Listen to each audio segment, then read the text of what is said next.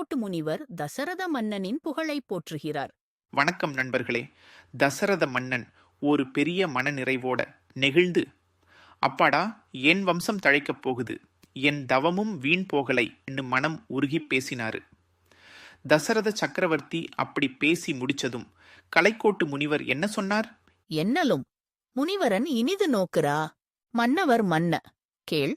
வசிட்டன் என்னும் ஓர் நல்நெடுந்தவன் துணை நவையில் செய்கையால் நின்னை இவ்வுலகினில் நிருபர் நேர்வரோ. என்னலும் முனிவரன் இனிது நோக்குறா. தசரதன் அப்படி பேசி முடிக்கவும் கலைக்கோட்டு முனிவர் தசரதனை ரொம்ப அன்பா ஒரு வாஞ்சையோட பார்க்கறாரு. ஒரு குழந்தை செல்லமா பேசினா பெரியவங்க எப்படி பார்ப்பாங்க, அப்படிதான் ஒரு புன்னகையோட இனிமையான பார்வையோட தசரதனை பார்க்கிறார். மன்னவர் மன்ன கேள் பார்த்துட்டு, அடடா, மன்னர்களுக்கெல்லாம் மன்னனே, நீ என்ன சொல்றது, நான் சொல்றத கேள் அப்படின்னு ஆரம்பிக்கிறாரு. இது வெறும் அழைப்பு இல்லைங்க, தசரதனுக்கு ஒரு மரியாதையை, ஒரு புகழைச் சேர்க்கிற அழைப்பு அது. வசிட்டன் என்னும் ஒரு நல் நெடுந்தவன் துணை, உனக்கு ஒத்தாசையா, உன்னோட குருவா வசிட்டருங்கிற ஒரு பெரும் தவத்தவர், ஒரு பெரும் ஞானி இருக்கார். காலம் காலமா உன் குலத்துக்கே அவர்தான் வழிகாட்டி. எத்தனை தலைமுறையா அவர் சூரிய குலத்துக்கே துணையா இருந்திருக்காரு.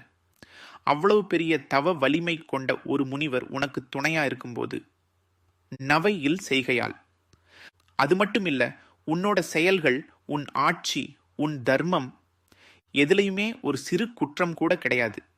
நவைனா குற்றம்னு அர்த்தம்.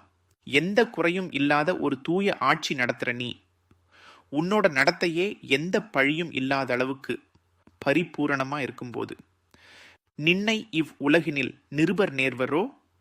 இப்படி வசிட்டர் மாதிரி ஒரு பெரும் ஞானி துணையா இருக்க, எந்த குறையும் இல்லாத உன் ஆட்சி இப்படி இருக்கும்போது இந்த உலகத்துல எந்த அரசன் உனக்கு இணையா வர முடியும்? யாரும் வர முடியாது. உனக்கு நிகர் யாருமே இல்லைன்னு முனிவர் தசரதனுக்கு அழுத்தமான புகழாரம் சூட்டுறார். ஒரு அரசனின் பெருமை எதனால வருது? நல்ல குரு, நல்ல அமைச்சர்கள், நல்ல செயல்பாடு, இதுதானே. கலைக்கோட்டு முனிவர் இப்படி புகழாரம் சூட்டினாரே, அடுத்து என்ன கேட்டிருப்பார் தசரதனை? அடுத்த பாடலில் கேட்போம்.